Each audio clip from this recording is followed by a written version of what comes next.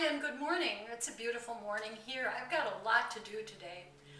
I'd love to be working in the studio, but actually I have to work on my website and update a lot of things on it. And if you haven't looked at my website, please do visit it. It's wonderful. It's got a lot of great information and it's all free and it's all about art. It's called freeonlineartclasses.com. Give it a look. So because I have to assign quite a bit of time to my website, I thought I would make something this morning, pop it in the toaster oven, and it'll be ready for later on. I probably won't want to cook after doing all that work. So why not make it now and then get busy with my website? That's my plan. Pop it in the toaster oven. The thing that came to mind was Quiche Lorraine. And I wrote, I like quiche, try this recipe, dare to compare it with traditional ingredients. And I prefer this one, and you'll see that there is a lot of non-fat ingredients, and yet you still get the beautiful, beautiful flavor of a really, really great quiche. I have all the ingredients assembled, and this is really so very easy. The first thing I'm going to do is preheat my toaster oven to 350 degrees. And then I'm going to make the crust, and in this case it's just breadcrumbs. Breadcrumbs that are mixed with olive oil, a little bit of water, and pressed into a pie pan.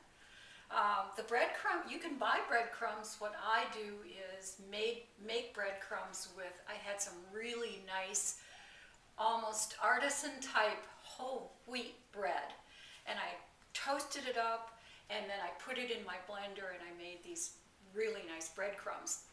If you don't want to go through that fuss, you can certainly... In a little bowl, I'm going to pour, this is 1.5 cups of my homemade breadcrumbs.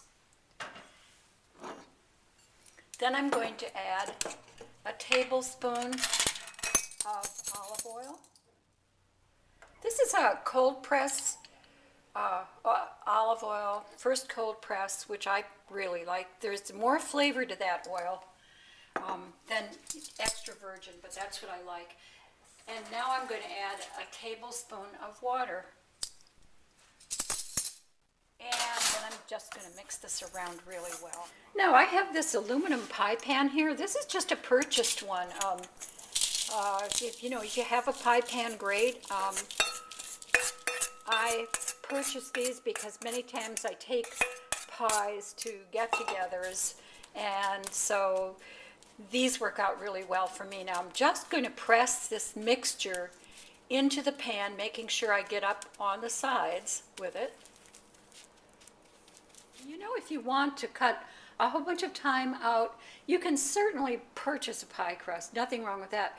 Keep in mind, though, do read the ingredients, because many pie crusts that you purchase have a lot of fat and salt in them. So, but if you want to cut your time down, definitely. There are some nice, like vegan pie crusts that you can buy that have a very low fat content and are very, very tasty.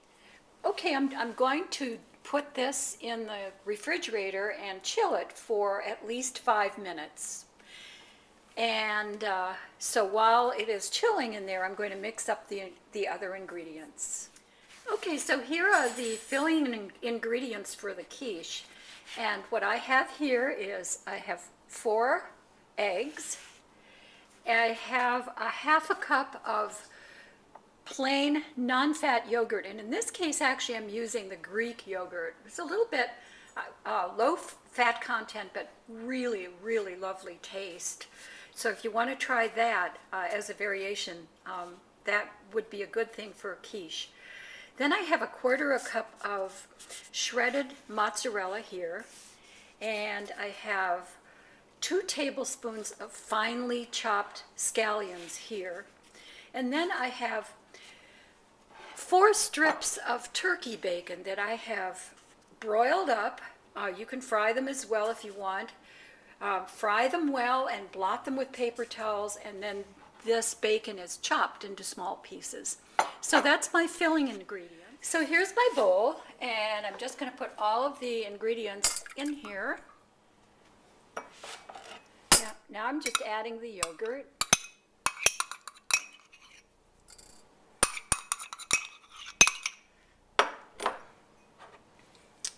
and the mozzarella and the turkey bacon and the scallions. And then for me, I'm going to add probably about half a teaspoon of salt, freshly ground pepper, and then I'm just going to mix it together really well. Okay, so now I'm just going to pour the filling ingredients for the quiche into the breadcrumb crust.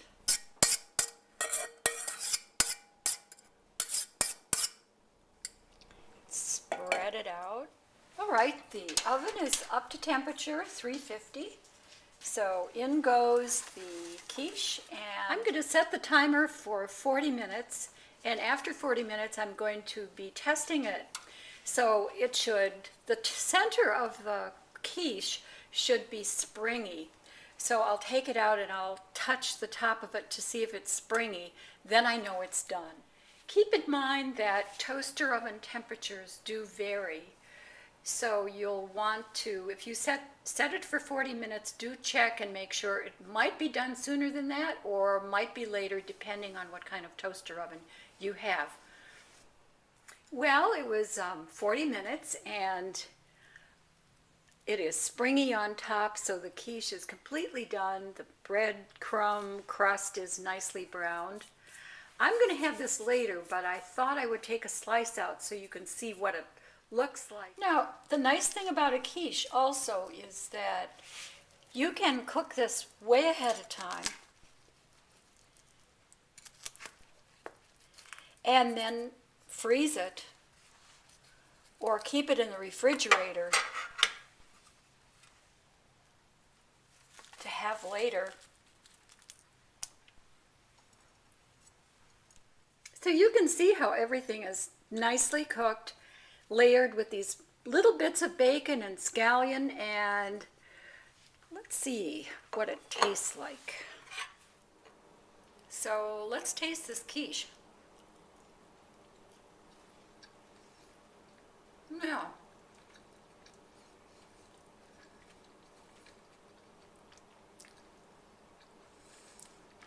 Nice cheesy. The mozzarella's there, that's for sure. The scallions give it a nice, rich, oniony flavor. And then, of course, there's these little bits of bacon. And the crust, a breadcrumb crust like this to me is just perfect. It's light.